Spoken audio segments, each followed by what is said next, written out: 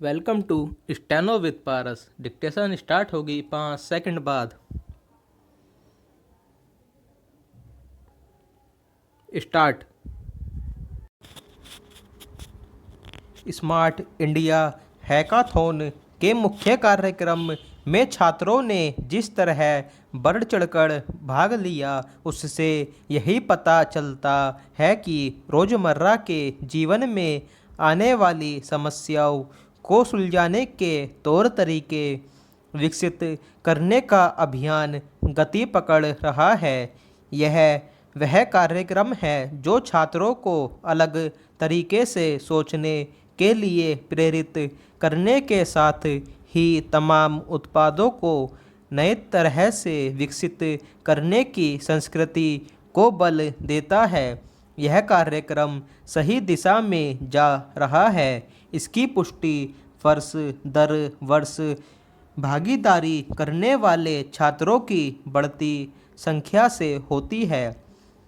इस वर्ष smart India hackathon के पहले चरण में 4.5 लाख से ज़्यादा छात्रों का हिस्सा लेना यह बताता है कि छात्रों को एक मनपसंद मंच मिल गया है। इससे अच्छा और कुछ नहीं कि इस मंच के जरिए करीब 250 समस्याओं के समाधान के लिए हमारी युवा पीढ़ी प्रतिस्पर्धा कर रही है।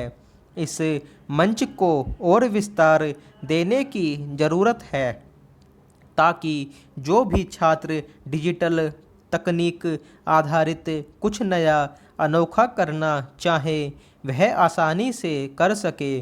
छात्रों की रचनात्मकता और विशेषज्ञता को बढ़ावा देने वाले इस कार्यक्रम को विस्तार देने के साथ ही ऐसी भी कोई व्यवस्था करनी चाहिए जिससे डिजिटल तकनीक के अलावा अन्य तरीके से भी कोई किसी समस्या का समाधान प्रस्तुत करना चाहे तो उसे अवसर मिल सके। छात्रों की रचनात्मकता केवल हैकाथॉन की ही मोहताज नहीं होनी चाहिए। यह अच्छा हुआ कि दुनिया के सबसे बड़े ऑनलाइन हैकाथॉन के मुख्य आयोजन को प्रधानमंत्री ने संबोधित किया। आखिर छात्रों के उत्साहवर्धन के लिए इससे बेहतर और क्या हो सकता है।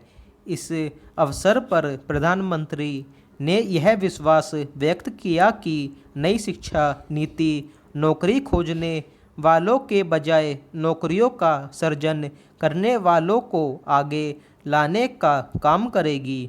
निसंदेह नई शिक्षा नीति में ऐसे कुछ प्रावधान हैं जिससे इस लक्ष्य को हासिल किया जा सकता है, लेकिन इसके लिए यह आवश्यक होगा कि यह नीति अपने मूल भाव के साथ जल्द से जल्द लागू हो। इसमें राज्यों की भूमिका महत्वपूर्ण होगी। उनकी ओर से अपनी हिस्से की जिम्मेदारी का निर्वाह करने पर ही वह उद्देश्य पूरा हो सकेगा जिसके तहत यह कहा जा रहा है कि दुनिया को नई दिशा देने वाले वैज्ञानिक तकनीशियन और उद्यमी भारत से निकलें। इससे संतुष्ट नहीं हुआ जा सकता कि हमारे युवा दुनिया की नामी कंपनियों में उच्च पदों पर कार्यरत हैं।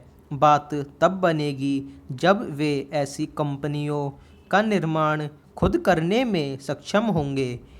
इसके लिए यह आवश्यक है कि हमारे युवाओं में रचनात्मकता का विकास हो और वे जो सीखना चाहते हैं वह आसानी से सीख सकें। स्टॉप।